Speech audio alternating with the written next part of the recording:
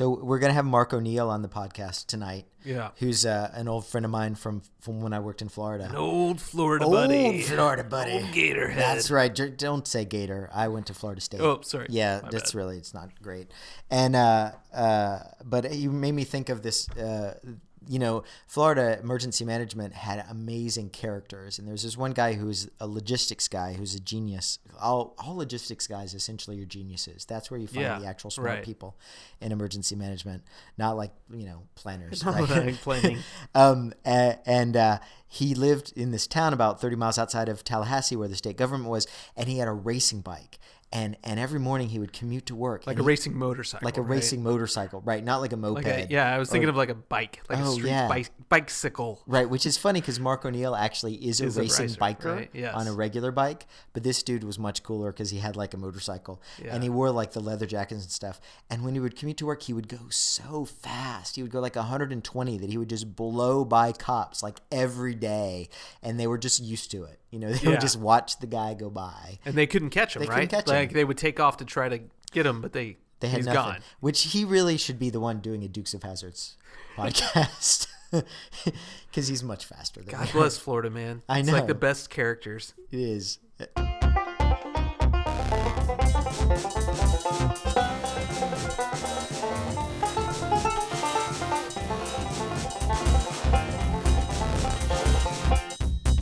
All right, welcome to the podcast. 2 weeks in a row. I know, right? Our schedule is all funky. We're being like we're basically regular. Yeah, kind of. I know, but it'll probably be like 3 months before we meet again. We're the Metamucil of podcasts. Yeah, regular now, but it will change. So we're saying actually we're not the Metamucil. We're really the constipated people. Yes, irregular. I really shouldn't push this. Yeah, let's end this analogy. Yeah. So we got a good show today. I mean, we're talking to Mark O'Neill, who's a colleague that you worked with in Florida. He's got some great stories about the 2004 hurricane season. That's right. We're really going to go in depth through all of that and talk about what it was like to live through that, which I think is really interesting for emergency managers and other people, like what that experience is. Go storm after storm after storm. What else? We're going to talk about elevators. We got an exciting story about elevators, so stay tuned for that. Yeah, and we have a news. We're going to talk about Vanuatu and Cyclone Pam today too. We're going to talk about climate change funding. We're going to talk about the iWatch, and we're going to talk about the fact that there's earthquakes have become more likely in California. Yeah, there's a great movie coming out too. We may tag. Oh yeah, that's right, because it stars Dwayne "The Rock" Johnson. I mean, how could we not? What's funny is now is the time that I would usually play the theme music, but we've already played I already played the theme music. So I just need to jump into the stories. Yeah, That's yeah. fine. Well, no, hold on. Here, I'll just play a little classy transition for you. You ready?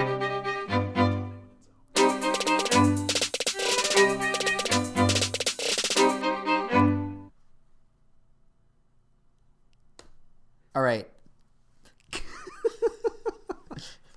Sorry. We are professionals. Professional podcasters here. All right.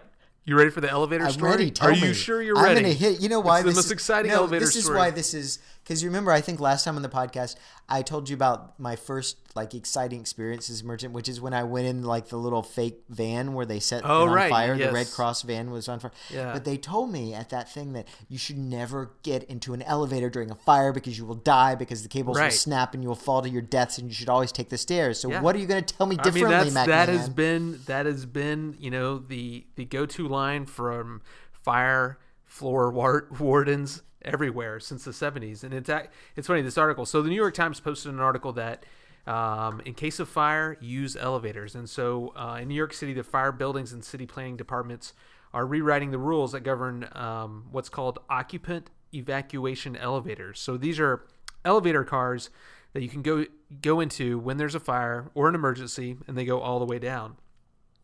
And it says experts, they've spent years studying building evacuations, and they think that the approach to avoiding elevators is outdated. And a lot of that comes from a few fatalities in New York City in the 70s, where people got into elevators and either they opened up on floors that had fires, or they got stuck and people, they got smoke inhalation and died.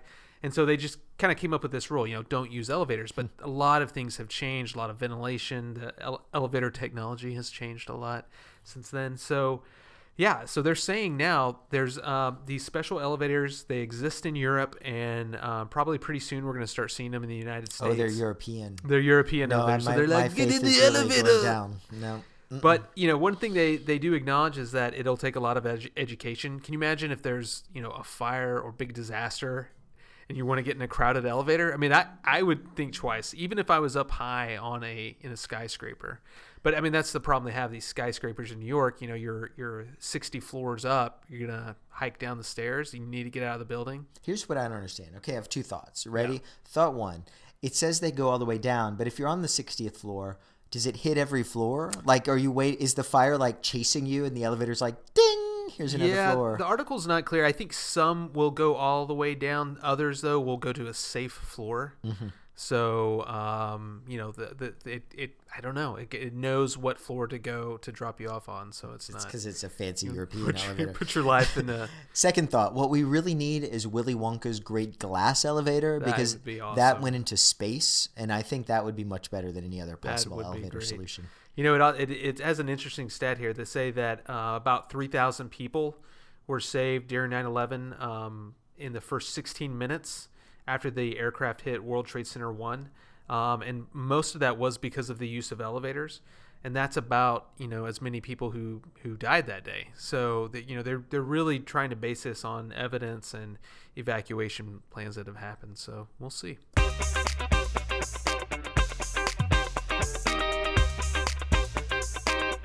So the next thing I want to talk about is the iWatch.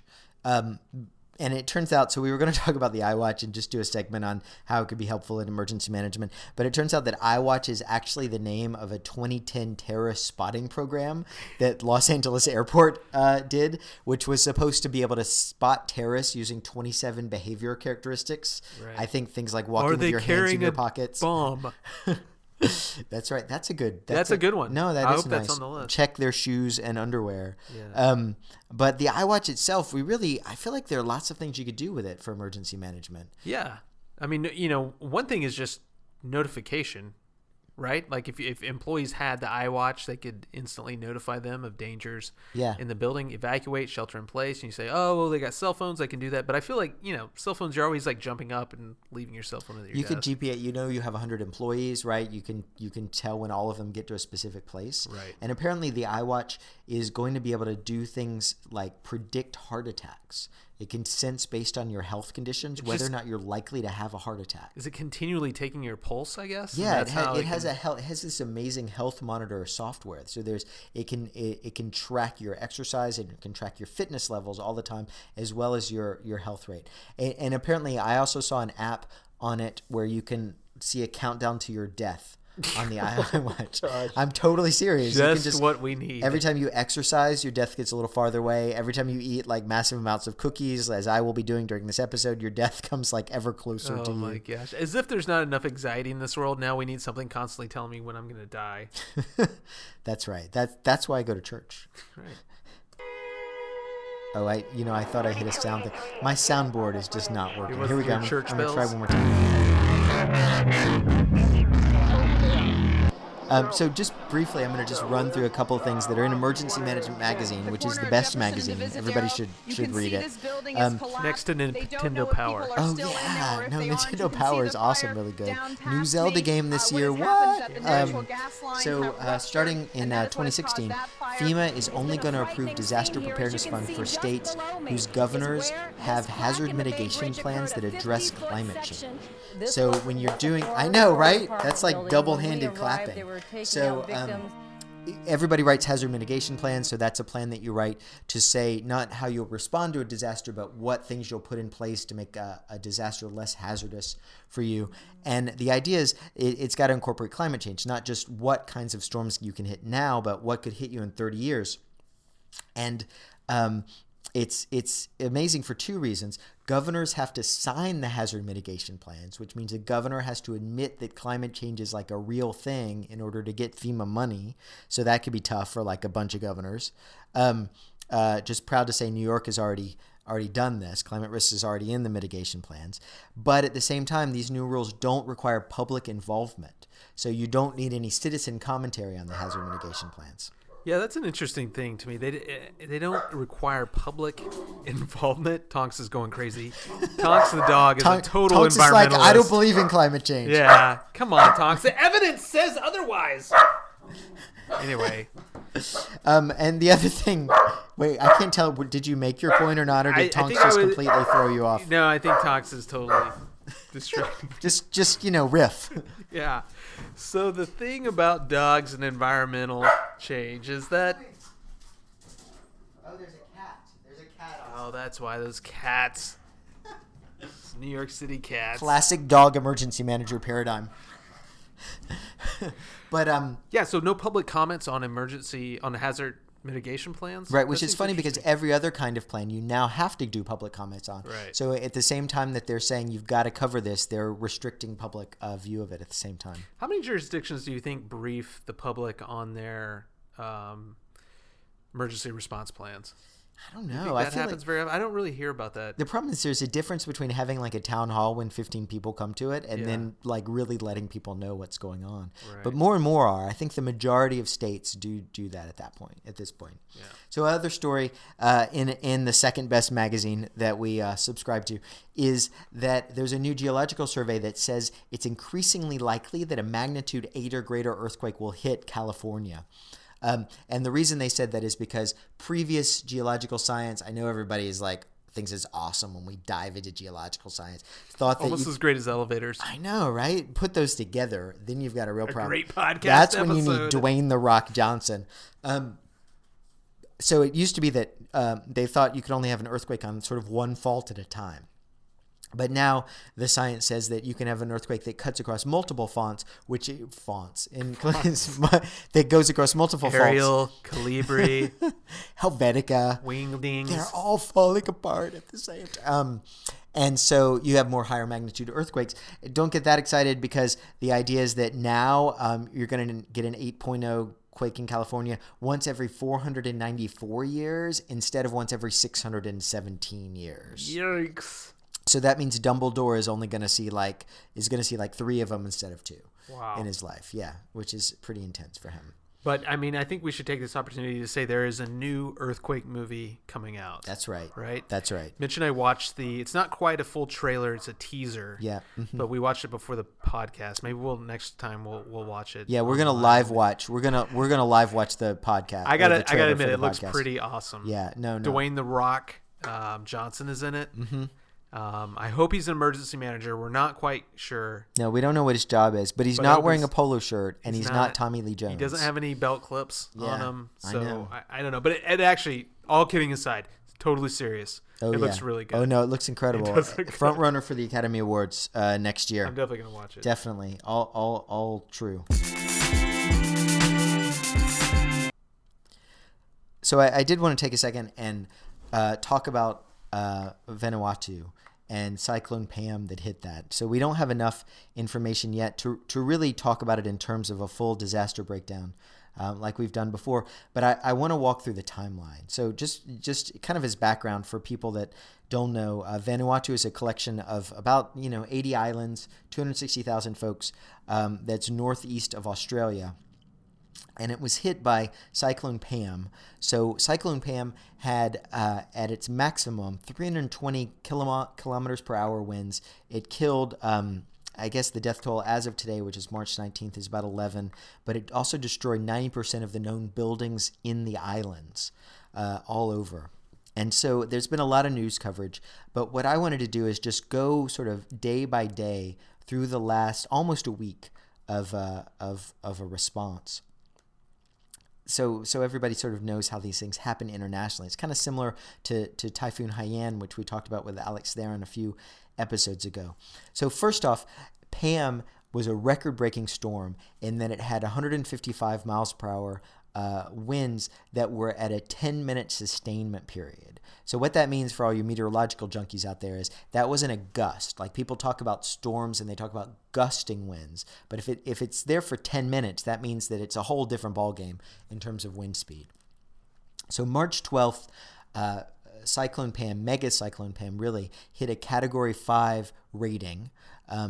both for Saffir-Simpson, and apparently there's an Australian cyclone scale, which I never knew, but I feel like we should have like a smackdown between the Saffir-Simpson scale and the Australian scale. But and it had a southward bearing. 1 dingo, 2 dingo storm coming at you. That was a great accent. Sorry. I love that. That was awesome. So March 13th, Cyclone Pam hit Vanuatu just after about 11:20 p.m. local time. So it was a nighttime storm. So then all of Saturday, the winds were still going through this collection of 80 sort of disparate islands. And it didn't get calm until Sunday, right? Sunday's the 15th. So when it came through, it knocked out all the communication infrastructure except for one cell tower on this collection of islands. That's it. And so from my read of all the news stuff, and we'll post some links on the website, the president of the country was actually at a disaster risk reduction conference in Tokyo at the time that this hit. So that's where he is. He sees things happen. All the communications have broken down. Sunday and Monday, the 14th, both of those days, nothing much seemed to happen. On Sunday, there was just sort of calm weather, and I think that what happened is the international community realized that there was a severe problem here. And so people activated their EOCs, got logistics moving, but it establishes something that I call the bias of infrastructure in disaster response, which is that if you don't have infrastructure to receive logistics, it's hard to get logistics there. So Sunday was kind of clearing the airport in the capital city and trying to be able to be ready to receive supplies. And then Monday, what happened? So Monday, remember, we're now 2 full days after the storm. That's when international aid started arriving. So people that are in these 23 emergency shelters around the capital city, not to mention the other emergency shelters around the islands, have been disconnected, completely out of contact for something like 72 hours now since before the storm. So the first international aid really doesn't start arriving until the 15th. So the 14th, there are a couple of assessments flights, but it's not until I think that's Monday the 15th that the first international aid really starts arriving from Australia, New Zealand on Air Force planes, from International Red Cross, and from other kind of nonprofits. So what happens then is they all start arriving on the 15th, and according to later kind of news reports and statements, on the 16th, there's this huge scrum of non-collaboration. Okay, so the government itself is able to field 5 assessment teams for these 65 to 80 islands, which is not a lot, right? And so they need help. There are 100 nonprofits operating in the zone, but of those 100, they're not sharing resources with the government. So it's a completely different environment. So they can tell then on the 17th, because of these disparate things, 2 things happen. They're finding out that the island of Tanna, which was one of the hardest hits, people there are running out of food and basic supplies. But because of the lack of coordination, those supplies aren't getting to them. There's this incredible delay. And then they turn on Copernicus, which is awesome, which is a European satellite that has a disaster aid function. So they start doing satellite imagery of the devastation there. And then on the 18th, which is Wednesday or yesterday. So remember the 18th, this is 5 days after the storm. The National Disaster Committee deputy chair, this guy named Benjamin Shing, who's like my new hero, he says he says we only have 5 assessment teams. There are 100 NGOs on the ground. And he does this great quote. He says, you can take a desperate situation and turn it into a dangerous situation if you start delivering aid to half the people. You start to create haves and have-nots. And he's really critical of all these nonprofits because he's basically saying the nonprofits are coming in. They just want publicity. They're doing their own work with their own donation base. They have more money than we do, but none of them are coordinating with the government. So it leaves these 260,000 people in urgent need of clean water. They need medical supplies, and there's no coordination plan for them. So the government is writing a coordination plan. It was supposed to come out today that is supposed to unify the efforts of all these NGOs. That's happening. And he also said that the NGOs had in fact slowed down the process because A, they're hogging the infrastructure, B, they're not cooperating, and C, they're not using the same methodology. So everybody's doing a disaster assessment, everybody's knocking on a door, asking different questions, and nobody's kind of bringing in the logistics. So, I mean, we'll talk more about it. There's a lot to talk about. It's just happening now. But, I mean, I think that's like a real-time, day-by-day of why sometimes it takes so long to get aid to these international communities. Yeah, and it definitely presents some unique challenges. 800 miles in the middle of the ocean, 82 separate islands. Yeah, it's a very tough situation there. So now we're going to go to this interview with Mark O'Neill. We just recorded it. Anything you want to say to set it up? I'm still kind of spinning from it. It's such a good interview. He's such an interesting dude. Yeah. And we had a great time just talking to him, reminiscing at the beginning. I don't know how much we'll play of that. We kind of we had an audio issue, but I guess I'll set it up by saying, Mark O'Neill, great disaster planner, ESF8 health and medical coordinator in Florida, works at a university, but he majored in Russian military history and wrote his thesis on like tank wars in World War II. Right. So this amazing kind of tactical background that he brings to everything. But I think probably the rest of it speaks for itself. Yeah, that's great. You actually said that you were going to wear something nice for us tonight. I am. I'm dressed well. That's different. I'm not young like you guys. So I'm not supposed to be naked. I've been told that. I appreciate you again elevating the podcast in dress. That's right. In credentials, taking it up to 11 with Dr. Mark O'Neill. I've got a Governor's Hurricane Conference shirt on, literally right now. So yes, I am all about the topic at hand. That's great. Emergency management swag. He's wearing preparedness right now. All in. How many phones do you have clipped to your belt right now? I just have one iPhone, but it has 3 accounts on it. I'm not like Hillary. I can manage 3 accounts on one device. That's good. Is amazing. That is. I'm declaring I'm going to start the interview. Okay. Now. Right. We're going to no more small talk. That's right. Somebody be a grown-up here. Come on. That's right. That's what we're going to do. So I was trying to – so, just so we're clear, we have with us Dr. Mark O'Neill, who is the Deputy Director at the Center for Operational Readiness, Response, and Recovery at the University of South Florida. Did I get that? All 3 R's. Reading, writing, you got it perfectly correct, but we are no longer that. Oh no! I did all this research.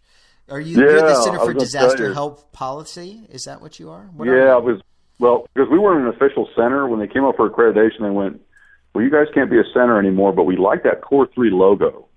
So I changed the name, and then I put "committed to operational readiness, response, and recovery" as our value statement.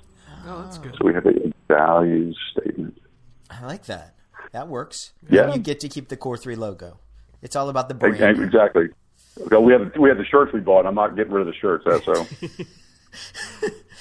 That's actually one of my favorite things about emergency management is like 10 years later when your name is changed 4 times, you still have the same shirt. Right. It dictates so many policy decisions. We're like, no, we can't make that. We just had jackets printed with the logo on it. Right. RSFs? No. I got an ESF8 shirt. I'm not doing an RSF shirt. I'm not going unless you're giving them to me. Exactly. So just tell us about Core 3. Give us the blurb there. What do you guys do at USF?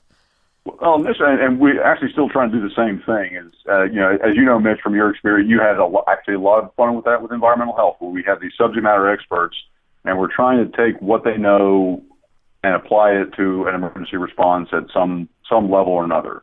So it's translational. It's some attempt to either string experts together in a way that we can make sense of it, or get one expert to kind of give us a broad view. And Rhonda White made a comment to me more than once of, wouldn't it be great if we learned how to do this before we had to do it? But before we got hit by smallpox, the vaccination program 03, 04 season, on and on. That wouldn't it be great if somewhere you learned how to do this kind of stuff? So that was sort of the idea, was to bring in that operational perspective and see if we can get students and others in public health, particularly, but across disciplines, to kind of think this way, and to maybe even start looking at research projects that roll some of this stuff up, that are translational rather than so hyper focused. Where we pull these studies out and look at something like, well, it looks interesting, so what do we do with it? So the idea was to bring that closer, and to maybe bring some folks from the field to the university experience, where they might intermingle and dance together. Yes, dance. Now, how interested are the college students in emergency preparedness, disaster preparedness?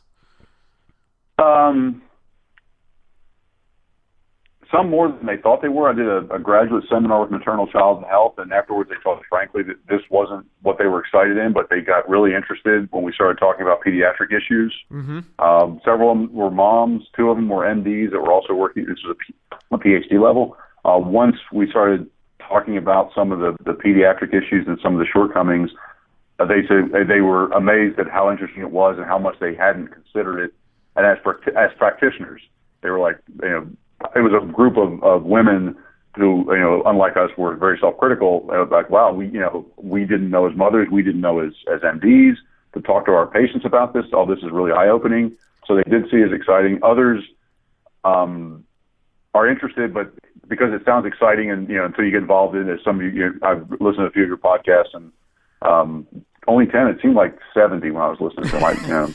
They feel like it's my age. It's like dog years. They're dog podcasts. Everyone feels like you've listened to 7. They're 8 hours long, and we cut them down to 1 hour. Yeah, we just talk about so they have to get everything out as fast as we can. And I was just listening to one sentence in each one. I thought there was a sort of zen in doing that. Oh, that's good. But there's interest, but some of them don't understand what they're interested in, and so it's still a work in progress. This is going into the 4th year. Yeah. I'd actually sat down with some of our colleagues at Florida State. I don't know. Did you know Mr. McDaniel from over at FSU, Mitch? I think Rob may have left by time. Yeah, no, I love Rob McDaniels and Audrey Heffron, all those guys. Yes, there you go. They sat down with me at lunch a few times. I asked for advice, saying, "Hey, we'd like to be where you are," and they made some good comments. One of which was, "It took us 10 years to get here. I mean, we had to go tooth and nail and fist, hand to fist over and over again for 10 years, and then we got settled." And they said, the sooner you start getting students in classes, the quicker you're going to be established at the university. So that was very helpful for me, because now if I hadn't heard that going into year 4, I'd be like, I don't know if I'm spinning my wheels. Maybe I should look into something else. Whereas at a 10-year pace, it's like, wow, we're actually having some discussions about getting some hard money, some classes. Now they haven't happened yet, but that move would be kind of pretty important. Otherwise, if you have openings, I may need something here at the end of June 30th. We're always hiring at Dukes of Hazzard. And I can tell you, I do need an intern. I can draw a hard line where Florida State started to succeed. You ready? The day they made it is when they bought the drone. So we'll have to have these guys on the show, actually, considering our drone David Merrick. Yeah, but Dave Merrick bought a drone. Oh, really? They took it to Haiti. Yep. They flew it around Haiti, wow. and it's an emergency management drone. It's their own pet. They have a little pet. Yeah, it's incredible. They have a class. They have a class in it now. They have a drone class? Are you serious? I want to take yes, that drone class. They have a drone and emergency management. David Merrick is teaching that. It was on the radio, actually. I got him on Facebook with Dave. You have a drone class. Wow. Oh, damn. Man, I want a drone class. All right. Well, so you that's guys are mentioning it. I didn't know if you knew that. I was waiting for that reference. Like, come on, you got to get Merrick on it. He'll love it. Yeah, we're behind the right. 8 ball on that. We can't be behind the 8 ball and the drone. So we're going to bring Dave on. It's going to be great.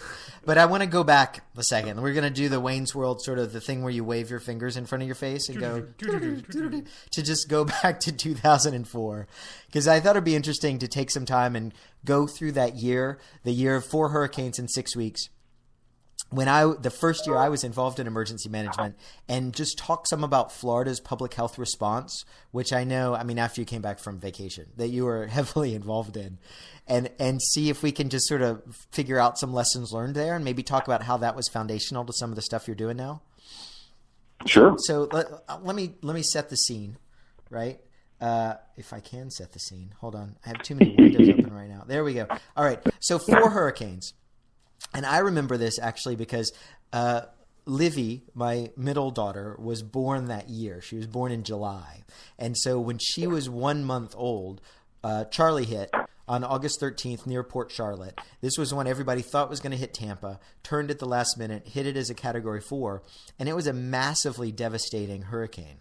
And you're in Florida at this time, right? Yeah, I was up in Tallahassee. Yeah. Mark apparently was sunning your – where were you on vacation?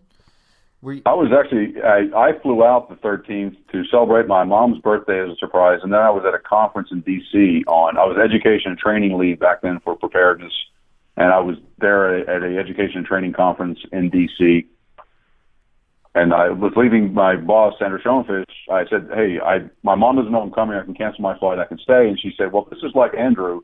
There'll be plenty to do when you get back. So she was prophetic. You know what's interesting about that actually is that Andrew was always on vacation during disasters too. So you have that in common. Andrew, yeah, I was. Hey, good. That's a good place to be. That's always my rule. So I'm get the hell out of there before it happens. Exactly. The smartest guys in an EM. So I remember 2 lessons about Charlie that happened pretty quickly afterwards. And then we can talk about what you found when you came back. And one was that there were immediately like 4 chains of command that were established. And I think this is pretty well recorded right now. But like the secretary and the political leadership had a chain of command. There was an ICS chain of command. Then there was the local command that was trying to form around Port Charlotte. And then we sent an area command down near there too, and so this kind of unity of command became very confusing in the week or so after Well, remember that point, ICS stood for the Incident Commander System at DOH. Everybody was an incident commander. We had so many incidents. They were all over the place. Wow. Yeah. So not just one in control. Oh, like you talked about CDC clusters at one point. We had our own cluster, but it was a Charlie Foxtrot cluster. Gotcha. And I remember literally Charlie Foxtrot. The other thing that I remember really vividly is that around Port Charlotte, because communication was broken down, they used a runner system to communicate messages from point. They had like dudes on ATVs who were driving from sort of op center to op center communicating messages because they didn't have repeaters for radios and they didn't have a hard communications infrastructure. Mm-hmm. So then when they didn't have an ESC. The ESC was knocked out. The health department, both were all blown apart. Oh wow! So when did you come back into that madness? The second week I was up in D.C. for that week. Came back, and that next Monday I rolled in, and we had. I was sorry, you may have been at some of these meetings, so you were heavily involved in the training piece for environmental health, and so we had some education training meetings where we actually were talking to some of the folks that had been out at Charlie, Jack Pittman, and others, to get some of their lessons learned. And as we were having these meetings, we all were getting activated on our various devices for Francis. And I got activated for Francis. I was trying to do some after action with Charlie and look at current issues with that. And then that was that 2004. Where every time you turn around, there was another hurricane. This was before anybody trusted me with anything. Actually, Hurricane Charlie was my first disaster, and I spent most of it just like running around banging my head into walls. Nothing. But I mean, the thing about Francis is, so Francis hits September 4th, right? Which is just a little over 2 weeks later. It comes in, the south end of Hutchinson Island. It's just a category 2, I guess. But it went up into Palm Beach County. It was a big storm, and the rain was heavy and it lasted a long time. So I remember. Well, also, remember it stalled off the coast. So everyone went to shelters. Francis halted off the coast for almost 2 days. Right. So people were in shelters. The rain bands caused dramatic flooding. And you're right, it was a huge storm. We had all kinds of small counties that got flooded out, but no one cared because they weren't a landfall place, but they were getting nailed. Hamilton was underwater for weeks, and we just didn't care because the hurricane didn't go there, so it didn't matter. And it actually caused more deaths than Charlie, which I didn't realize. Because of the intensive flooding. I'm not sure, what that was, but there were a lot of drownings because there weren't the wind, so people were trying to get out and travel, and so I think there were more auto accidents and more drownings based on that. So sometimes. Oh, certainly, and the area was much wider too. The flooding was over, as you said, it was a big sloppy storm and slow. So talk about, since this is a podcast for practitioners, although, we don't actually teach people anything, but presumably. So when you got activated, so you're sitting there, you're trying to capture lessons learned, you get activated. What happened? Like, what was the process? Well, this is, fairly rudimentary for me. I'd been in the group that had written the original cooperative agreements for bioterrorism back in the late 90s, when I first joined Health, just trying to figure out what I could do to contribute. And I got a position I'd written in 2002, but I really had never done emergency response. And I'd emailed one of the guys, I just called him on the way down, Tom Belcourt.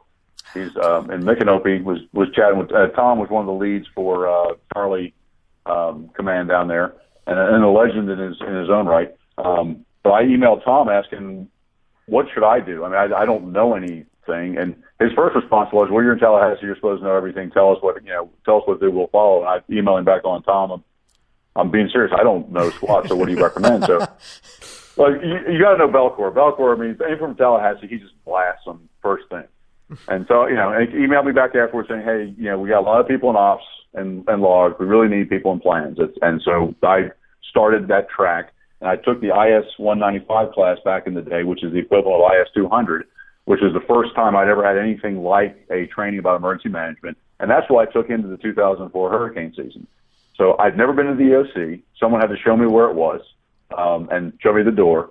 And I went in there, and at that point, there had been a major change of command. The person in charge at our side, I don't know if this is, if the statute of limitations up on this, our emergency coordinating officer at the time, the initial one, physically tried to drag an agency head out of the EOC, actually laid hands on a guy from ACA. Are you serious? And, there's a real serious issue going back to this guy. So he was on the sidelines waiting to be fired. So a guy I had just met who had just been hired but had a strong background, Ray Runo, when I walked into the EOC, was in charge. And I'd met Ray before as a brand new hire for EMS and a guy who didn't say much. And then I walk in, and he's the new ECO. And so I went to work for Ray, who was a super guy. I still work with Ray, and who I learned most of what I've learned from him. And we went small steps. He had things he wanted to accomplish, and he would say, hey, Mark, go find this out. And I would say, okay, Ray, where do I go? And he would literally point, see that person over there? Go ask them. And I started out that way, and I would just bird dog issues around the EOC and bring him back intel in a sort of hunt and fetch way. And by the end of that whole process, I was his plans chief. Wow. And by 05, I was one of the lead plan guys for ESF 8, and then I was permanent from 07 on till 11 when I went off. So it's max. I know you guys are ICS purists, so it's really a coordinating position, not a plans chief per se. But I took that training after the fact. I mean, and I always said as I was taking, like, damn, this would have been good to know in 04 and 05. I wish I'd known about this. Hey, that's a good idea. It's better to just get thrown in there. I just, two things. First, Ray Runo is a great emergency coordinating officer. I mean, he was a wonderful leader and a very thoughtful guy, but also very decisive. Just a great guy to work under. And the other thing is, my recollection of this is when the health department in Florida is unique because all the health departments are connected together in kind of one state system. So when you mobilized as plans chief for that ESF 8 role in the EOC, you were coordinating not just the health department response, but responses from multiple agencies and responses really across the state. Is that fair to say? Yeah.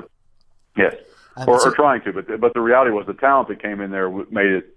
I mentioned Belcourt, but Susan Valeska, Rhonda White. I mean, you guys, there are folks in environmental health that could make those transitions, and Agency for Healthcare Administration for hospitals. Also, Andrew, we had that weird deal. Is hospital administration is bifurcated in Florida. We have a separate agency that regulates hospitals. It's not in health. We'd been a super agency back years ago, HRS, that had broken apart in the late 90s, and the component pieces came apart, and health came out separately, but we don't regulate hospitals. So we have a regulatory agency we also had to coordinate with. That it was a blessing and a curse. You could talk to hospitals and they would trust you. They would say naughty things, but when the regulator was around, they wouldn't say them, and then they would also at the end have to say, if ACA doesn't say it's okay, we're not going to do it. So when we're still playing some of those balances of having different agencies out there. But Ray's leadership was key. Ray, he wanted input. You could say anything to him. He wouldn't take offense. I mean, I said things to him that if I said to myself, I would have gotten really upset with him. And Ray was a cop. He'd been a cop in Miami, had been a cop in Tallahassee. We would say that he's just one of these kind of guys that what you see is what you get. And he's a big man, so if he gets mad at you, it's not a small thing. But no, he didn't care, and he wanted to hear it. And very excellent at collaboration coordination. Rhonda, one of the most visionary people I've ever worked for. I started working for Earth Health. That's the person who started writing the initial bioterrorism grants. She did the go rope on that and brought me into that process, and was the one that basically hired a history PhD, a Russian history PhD. I don't think I would have hired me looking at my resume. Yeah, that was a pretty crap well, knowing about the other stuff too. I know a lot of things she didn't know, so that also isn't fair. Mostly about tanks, it sounds like. And rugby and things like that. Oh yeah, so. And Rhonda White really inspired me in terms of writing a strategic plan for preparedness, which was the first time somebody had made sort of an evidence-based 5-year, here's what we want to accomplish looking forward journey. But back in the action. So Francis hits. I remember Francis. Right. That's right. Well, you were a smart guy back then too, Mitch. You stood out as someone who not only was smart but knew how to apply it. And you were looking to innovate and do different things. I mean, I remember having some discussions with you, and I think you were having some frustration that you had some things you thought might work, but you were the new guy and no one cared. And I don't know, that the work group we work with seemed to be pretty wide open for that kind of input. So, giving you enough rope to hang yourself seemed to be a common thing around there at the time. I got just enough rope to hang myself. I remember in Francis, the main contribution that I remember was that Environmental ordered $4 million worth of DEET. And it was distributed around the state, which is like 7 tractor trailers of DEET. So this was insect repellent that went everywhere. 3 years later, I was doing a training in Panama City in a warehouse, and I saw like a stack of pallets of DEET from that order that were still sitting there, in the warehouse. So 2 weeks after Francis, everybody's pretty exhausted. Francis had done a number of tornadoes, I remember too, that had gone around the state. And then Ivan hit. So as opposed to Charlie and Francis, which both came in on kind of the sticky outy part of Florida. What do you call that? The peninsula part. The Ivan came in and hit the Panhandle on September 16th as a really solid Category 3 hurricane, and knocked out in particular the Escambia Bay Bridge over I-10 there. And destroyed this huge swath of homes all through the Panhandle, and it caused about as many deaths in Florida as Francis and Charlie combined. On September, we're talking 2 weeks later, 12 days after Hurricane Francis. So do you remember like the feeling when you sort of knew Ivan was coming? Because there was some debate. I remember that people were thinking Ivan might hit New Orleans or it might hit Mississippi, and then it kind of curved in and hit us again.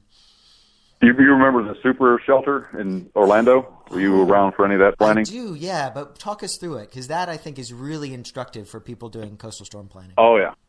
Oh my God. Well, because the scenario is Ivan tracked across Florida, and one of its initial skinny lines was a dead through Miami as a Cat 5. So we got the call to start planning for evacuations of South Florida. Jeez. And so that's where the idea of the super shelter came from, of that we had no place, no hospital system could surge to support that area. So we started with Super Dave, another one of those, stalwarts of emergency management in Florida still. Really? Dave, what's that? Mitch has a mouthful of cookies. I was trying to conduct an interview. I'm really Dave Freeman. His nickname is Super Dave, and it's not ironic. It's not tongue in cheek. He's a super guy and has done a ton of some of my best plans were outlines that Dave gave me years ago, and I still use for catastrophic planning, particularly. So this was basically taking an auditorium space and making it into a semi-hospital with federal employees. Dave got 400 hospital beds that he actually had to get rid of later. But that was the plan. And then the hurricane track. The next big fun was the next was A5 coming at Tallahassee. Yeah. And so we were told to get ready to coop and bug out and hit the road. And that's when we found out everyone's coop plans were complete crap. They all were going to Leon County Health Department. Everyone was. Oh my God, I remember that. Everyone had the same. That is so right. I remember. We were like working on coop plans, and I was like, all right. And we broke it out, and it was like, okay, we're going to the Leon County Health Department. And then I called another division, and they were like, oh yeah, we're going to the Leon County Health Department. And I was like, really? What's your room assignment in there? And it was all same exact room. I know, and it was like we're all in parallel universes. And Leon County had no earthly idea any of this was going on, by the way. But then we had a couple that were innovative that were going to Jefferson County, which is the next county over. But with the 5 coming to Leon, it's like, Jefferson is going to be no more viable, and you're going to a pissant small rural county with 2,000 state employees. They expect to do what? Right. Yeah, it was about as stupid as you want to get. So it kept passing, and technically it made landfall in Alabama, but we got the northeast quadrant in those areas, so it was an extra powerful hit. I still have a slide I use of John Lanza, Dr. Lanza, who is still the health officer in Escambia County, in the special needs shelter in Pensacola Junior College. He was there, I think, 9 days. He had already been to Charlie and Francis with his team, and I remember him on a conference call screaming at people, "Quit calling me, I've got my own hurricane." And he went in the box after having been out 3 weeks and responding to massive, Charlie at a 4, Francis the flooding, and then he was in his own impacted county in that shelter, and we could not get logistics into them for the very reason Mitch said. The I-10 bridge was out. It was a gridlock of logistics and traffic getting in. And one of my biggest stories I use from that is we had 800 and some odd, what should we call it, dialysis patients in those 3 counties. I think it was 856, something like that. Well, 3 of them popped up in the special needs shelter. And the rest of them were taken care of. Actually, the networks in Florida after the first hurricane really did a good job of handling their folks. Unfortunately, the ones in South Mississippi did not. And there were over 1,500, they thought, dialysis patients in those southern 6 counties. But we had 3 pop up. So I was in the EOC, and we had to figure out, okay, how are we going to get dialysis restarted? And I believe it was Sacred Heart, maybe Baptist, but I think it was Sacred Heart. I'll have to look back on IEP and see. But I was talking to someone actually from environmental health, one of your former colleagues who was arrested for, never mind, I won't go into that. Whoa, I want to hear that story. She said, that was a different story. It was later. She goes, Dr. Aganobi has a helicopter. And I said, well, what kind of helicopter? Who's the Secretary of Health? Well, what does it matter? I know what a helicopter is. I was in the Air Force, but I don't know where they are, how to fly them, how to acquire one. So I just walked away and went over to the National Florida Guard guys. And I remember the Florida Guard major asked me just this idiotic question. I went over and said, hey, I need to, get some water over there at Sacred Heart to restart dialysis. And this nitwit goes, well, how much do you need? Yeah, good question. I think, Andrew, you made a comment before about logistics. Yeah. Well, I was with the logs guys on this one. And I was like, oh, good question. So I picked the phone up. We were over in the Sadowski building. Picked the phone up and called the facilities guy at Sacred Heart and said, hey, how much water do you need? How much do you need? 6,000 gallons of potable water. 6,000 gallons. So the measure is going, okay, 6,000 gallons weighs X. It comes in a bladder, weighs that much. Yeah, CH-47 can lift it with a belly sling. All of our belly slings are in Afghanistan. So almost on cue, this dude who was a retired forestry guy who they brought back on to help with some of the surge, who had about 8 teeth in his whole head, was walking out of one of his offices and goes, you need water? 6,000 gallons? Well, I got a water buffalo for Perdido Key. He called his driver, I called the other dude back. They could see each other down the street in about less than 2 minutes. Unbelievable. So, that whole lesson there was you have the right conversation, the right objective in front of the right people, it'll get filled. Yeah, I could still be talking to my colleague at ESF8 about this stuff today, and we'd be no closer to getting water to recharge dialysis than we were. But that, those were my discussions about being in an EOC. Just, know to ask for help and try to get in front of the right people, and you'll have your best chance of success. That was one of those things that went on. The other one I recall was, we went through that process of calling nursing homes and ALFs to ask them about their generators. That was another great objective that was executed in kind of a dumb way. One of my first jobs, I had a little check sheet I would call up and say, hey, so how's your generator? What size is your generator? I remember the first one I called, I hear, hold on a second, honey, yeah. Sir, I'm Mark O'Neill with ESF8. So, what size is your generator? It's about 3 feet tall. I don't know, about 6 feet wide. It's great. And I got this sheet of stuff that I don't know what it means. I'm going to ask them these questions. What's a kilowatt? What the hell is that? And so I went next door and talked to the Corps of Engineer guy going, hey, you guys are assessing generators. How do you do that? Because we're cold calling these facilities. They don't know. We don't know. This is ridiculous. So, and we had to do some things in there because our folks had told us that some nursing homes needed generator power for air conditioning because of the types of clients they had who might die without it. So that was that. Once the Corps of Engineer guys found out that was an issue, they could quickly then rate a facility that needed air conditioning. Typically, they just go through and go, we'll give you enough just to get by, and air conditioning isn't what you get. That's a Benny. So we found out there were facilities that needed that level. That sort of, oh my God, learning experience when you walk away going, you've got to be freaking kidding me. Right. We could be killing people because we're that ignorant and we're health. Yippee. I remember, one thing about that bridge going down is I remember porta potty deployment. This was a massive thing. We had to deploy all kinds of porta potties and things around there. And there was some story where some politician in Escambia County wanted a porta potty for himself. And so he stole it with a pickup truck and drove away with it in the dead of night, shooting off a rifle in the air. I don't know if that's apocryphal or not, but that's my favorite stolen porta potty. Hey, it should have. If it didn't happen, it should have happened. I mean, when you gotta go, you gotta go. Well, I mean, but you're right. That was.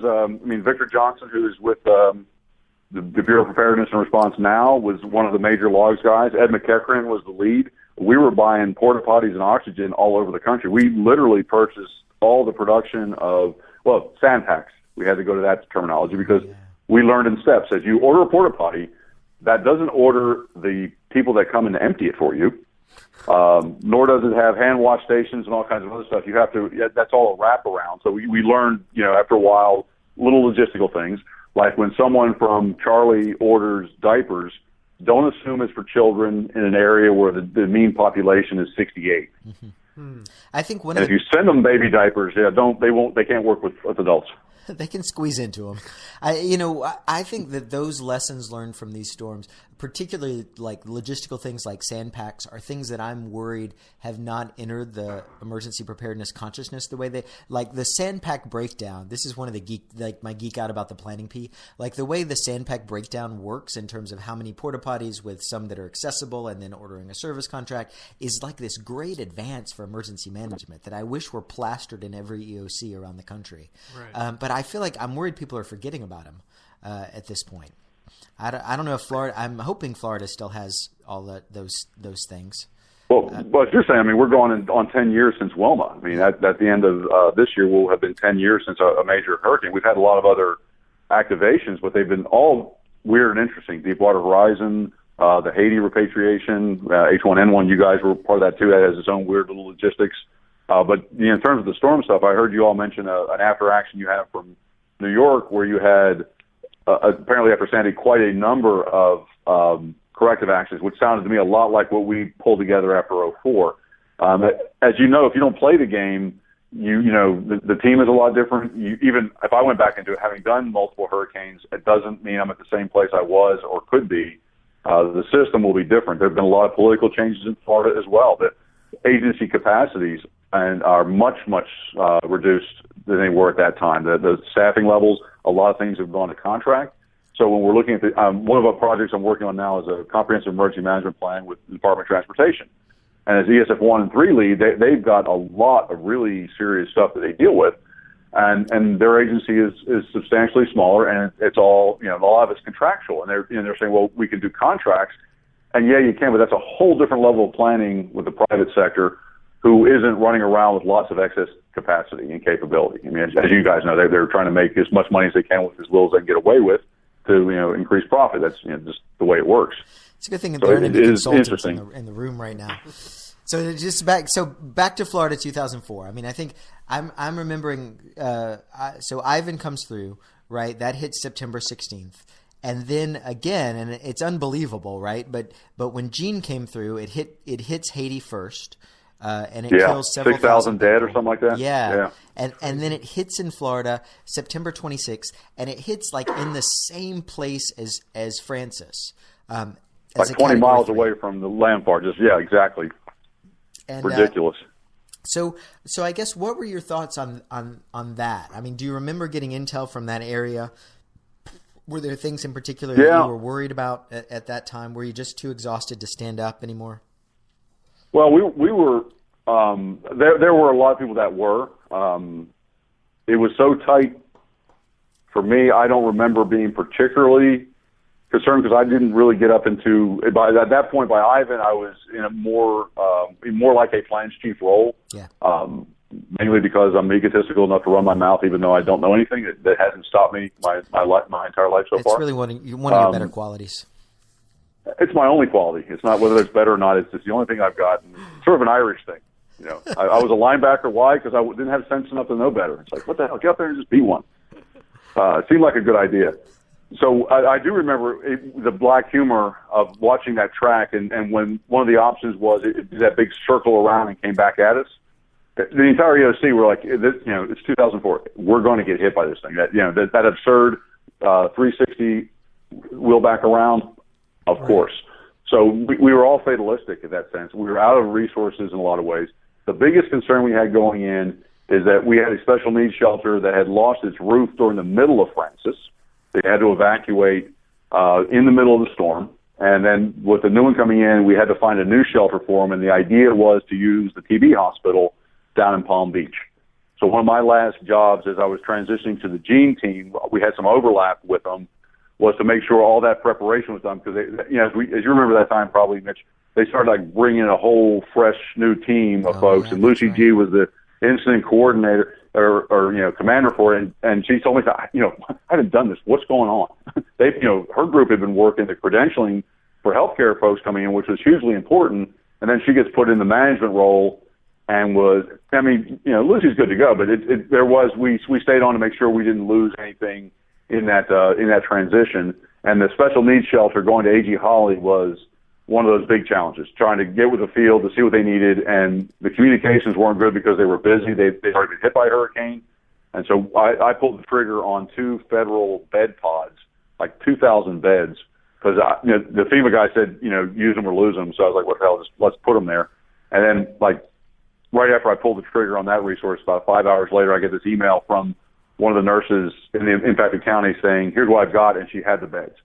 Wow. And so I had to call FEMA and go, hey, guys, let's not do that. In those days, I don't know if you remember, we had, because of Andrew, because people didn't respond to Andrew fast enough, the contracts that FEMA had were all, you don't get paid unless you deliver. Yeah. And there was no flexibility. So you couldn't call the pods off because, Landstar guys like, I don't get paid if I don't deliver it, and you can't just not do it. So we said, all right, go.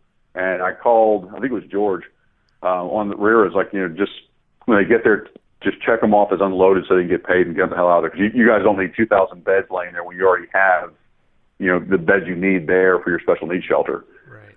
Just some of that sort of, crazy stuff. In that period of time, we had a Charlie issue.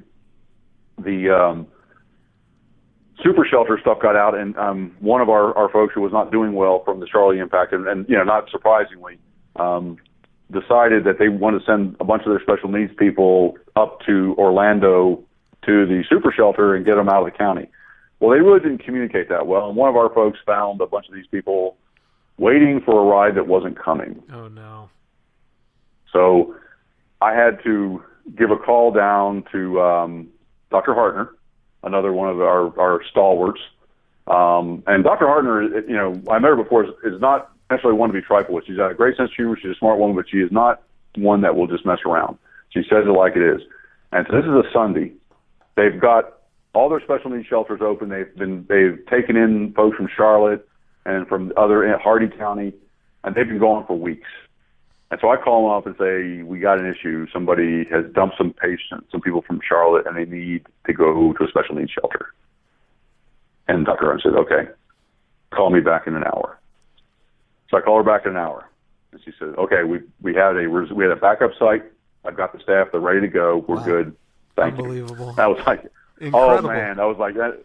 Oh, yeah. It was just like, oh, man. So when you get cocky about being part of response, it's because of people like that. And, her only deal was to get the job done locally. And it was, I've told people that afterwards, like, this is one of those deals, like, if you want to kiss somebody through a phone, and not for myself, but it's like, dang, you want to be proud of a team, that's pretty dang impressive, to watch people function like that. But people, this is the 4th hurricane that's come. People have got to be just exhausted, right? Were there other emergency managers, other emergency response people from other states coming in to relieve you guys, or were you just over 25 states? We had 27 states that EMAC in at some form or fashion in 04, and then even more in 05. The problem, as you guys know, you bring in folks, you got to train them. Right. I can come in to help you. I sent Mitch an email during Sandy. Hey, I'm going to be in town for the marathon. Can I help? And like, yeah, right. Get out of here. That you're going to have to be there a while before you can do anything that's helpful. Right. It's just not. So we had EOC guys come in from Alaska, and they almost caused more trouble than they were worth. We were talking about some mission, and the guy we were talking about our Florida Guard, and they're like, "Oh, this guy goes, oh, that's great. Those weekend warriors will love this stuff." I'm sitting there looking at one of my colleagues in the guard who's got a Purple Heart on his tunic. He'd just been back from his second tour in Iraq. And, I told this guy, I said, I don't know what the Alaska Guard's done, but don't say that kind of stuff to the Florida guys because they're going back soon. And, you don't get a Purple Heart for the weekend warrior stuff. Right. I mean, that's – and then he was an older guy, and I just wasn't thinking. Well, just, that was an old thing we used to say back when the National Guard didn't do anything. That has not been the case for quite some time. Yeah. I mean, that was the case when I was in the Air Force, but, in the last 10, 20 years, the Guard is active and involved. Just, the cultural things were there. I remember walking in to look for, we were looking for an infamous magical base camp that was supposed to be set up at Ivan that had 500 beds, fully stocked. And guess what? They've got some of them set up just for health. So I'm looking for, I walk into Sadowski again, there's a forestry guy, and I said, hey, you with forestry? He goes, yes, sir. What can I do for you? I said, well, I'm looking for this base camp that's supposed to have 500 beds in Escambia County. And he looks at me. I said, you're not from Florida, are you? He goes, no, sir, I'm from Colorado. I said, well, Escambia County is where Pensacola is. It's a county you'll know a lot. Thank you for coming. But, we had one day you'll know. No. And literally, very glad you're here. You're, the sport, but the Escambia thing has just made us, kind of, what the hell is Escambia? That, you'll learn the geography by 3 days from now, you'll be fluent, but until then, you still aren't going to know. On that story, I eventually got the National Guard sergeant that was driving around looking for a place for, I think it was 60 beds that was already taken, and he hadn't found the place yet, and this was 3 days into it, and I got him on his phone in a car driving around Pensacola going, I can't find a place that's not already occupied by somebody. So, yeah, the magical things you chased. We had issues with our responders. We had a dude, do you remember the community health assessment teams? Sure. At all? The chats. Well, we had a guy that was instrumental in that. And I remember when I was activated for Francis, he'd been out for Charlie for a while. And actually, Ed McKecker and I both were talking to him. And he looked like a heart attack walking. I mean, he was not coherent when he was speaking. His face was very pallid. And we both told him, just go home. There's plenty more of this stuff to do. Go home and get some rest. And we're deactivating you. Get out of here. This is ridiculous. Well, he snuck off and went off to other hurricanes and made it through the season and died of a heart attack the week after he got home on Appalachia Parkway going to lunch. Yeah. Oh, my gosh. So, yeah. It really does. Well, he did drive off Appalachia, make sure he was off the road before he died, but he did die nonetheless. So that, one of those things we, always looking at responder safety and health thing. And we had multiple heart attacks around the state with various folks. He was the only one I know that actually passed away from it, but,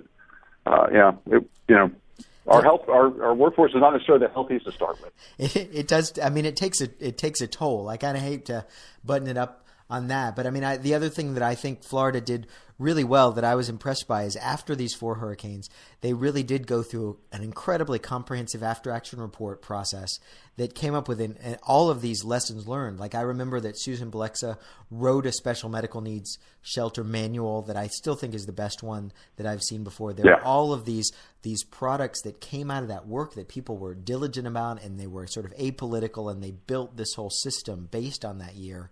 And I guess, is there anything from that part you remember, any of those lessons that you think were really important? Well, there's still some of those left, and I want to speak that process a little bit because Shannon Lease actually had the lead for that whole process, and the after actions and the Inspector General, our IG folks, actually did a lot of the interviews and work with it. And what came out as a final product was sanitized. But it needed to be. It was one of and some people were kind of pissy, but they really look at the lessons learned and to be too accusatory or curse yourself too much in these circumstances.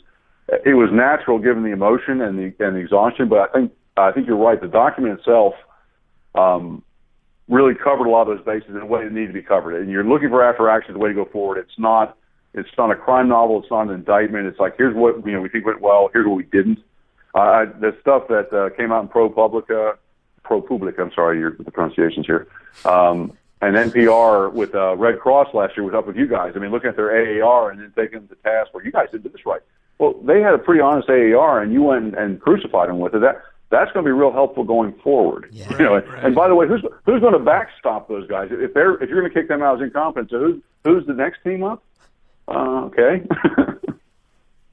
Yeah. So yeah, I was impressed with that process, and I was in that office, HPI, when they were doing it, and I thought Shannon did a really good job with that lead and cut out some things that would have been not. And there were people that were like, "Oh, so and so needs to pay for this." It's like, come on, it was an extraordinary time, and there were people that did things that were overboard, and like trying to drag the Secretary of ACA out physically of the EOC, but that person was taken care of. I love that story. And there's always stories like that in disasters. Yeah. That was an amazing, Oh, yeah. I mean, it was an amazing year. It was an amazing time to learn. And I mean, I think I feel like we could talk about it for hours, but I mean, I think that's a good sort of summary of the speed of that whole thing and the learning that we engaged from it. So thank you. I mean, Well, it's so hard to separate that from 05 too, that it rolled together so much. I don't know. And I really hate talking so much about other people. And you had some cool stuff you were doing, and your little planning thing intrigued one of my colleagues. He found it on his own and was emailing this thing around, going, "Hey guys, you ought to read this." I'm like, Stripling wrote that. Why should I read that? Come on, it's a lot of words. Stay away from all the words. So we'll have you back to talk about 05 in Florida another time. I think that's a good fruitful topic too. I guess anything you want to say about Core 3 and the stuff USF is doing in the next few months? Well, one of the things we're working on, I'm down here doing is trying to help bolster the mental health piece of recovery. I've been working on the disaster behavioral health response group. That's one of the contracts with DOH with Mike Haney. Just an incredible expert. Certainly you would get more interviewing him than me, but trying to build that bridge of psychological first aid, disaster behavioral health. We, kept having to tell people what we didn't do, and so now we're working with children and families, and I'm trying to make some of these connections as well to see what we have in place for the mental health side of it. And I know you had some longer term issues coming from Sandy in Staten Island, and even some of the medical facilities that some of that impact took a long time to show up in the workforce, but was another element of surge. The psychological issues and mental health issues that hit first responders and first receivers disproportionately. I enjoyed your all's podcast. I haven't listened to all of them. I listened to several, and they were entertaining and informative both. Very well done. Well, you, sir, have elevated our podcast to new realms here. We really appreciate your time. No, it's really great. And for me, like Andrew was watching me this whole time where you would mention something and I would be like, oh my God, he's going to tell the story. I remember Tom Belcar. So it's been like old. I was just on the phone with him at lunch. I was talking to him as I drove by Micanopy. Oh. He lives behind the Cafe Risque. I just want to kiss you through the phone, Mark O'Neill, for that. So thank you so much for coming on Dukes of Hazzard. Thanks, Mark.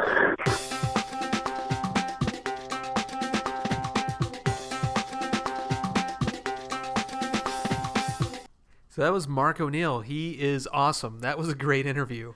He's so funny. I feel like we could have talked to him for another couple hours. There's so many stories. If we really were just drunk in a bar, there are other even better stories that I think we could tell. I mean, someone needs to do a documentary film on the 2004 hurricanes. I mean, that was crazy. 4 hurricanes coming in. I think that might be my life's work. Like one day I would love to go back and interview those guys and tell those stories. And the other thing we didn't get to talk to Mark about, but that was happening, was that was an election year. Oh, right. We didn't bring up any of that. I mean, I was in D.C. and working for a contractor that was tasked with writing an after-action report after this. And the thing I remember is the responders saying, George Bush would come through and he had to have blue tarps to put on the roofs of these people. And then John Kerry would come through. So on top of just the difficulty of responding, you had the environment of politics going on and, these politicians that were trying to win Florida. Yeah. So there's so many interesting stories like that happening during this response. I mean, I'll say, I may be like a socialist. No, probably not. Not really. But I think that Jeb Bush did a great job during those 4 storms. I think he expressed good leadership, good messaging. His Spanish was much better than Mayor Bloomberg's. I mean, I think he really pulled it off, and I think he did a great job.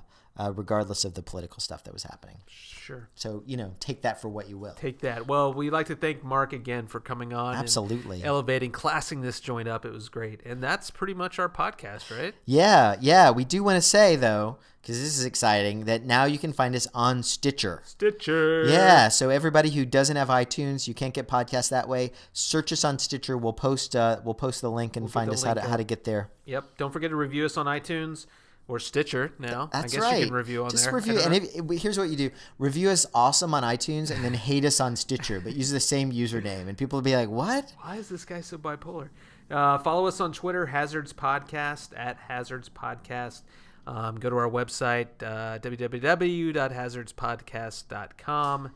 And thanks for listening. Like us on Facebook. And, if you could just write us a love letter or something like that. Shoot us an email. Hey, we're good guys. No, we really like that. And tell us what you want to hear. Listener questions. Yep. Yeah. Ask us a question. We'll answer it on the air. Yeah. Or we'll make fun of it. One of those two or we'll things. Ignore it.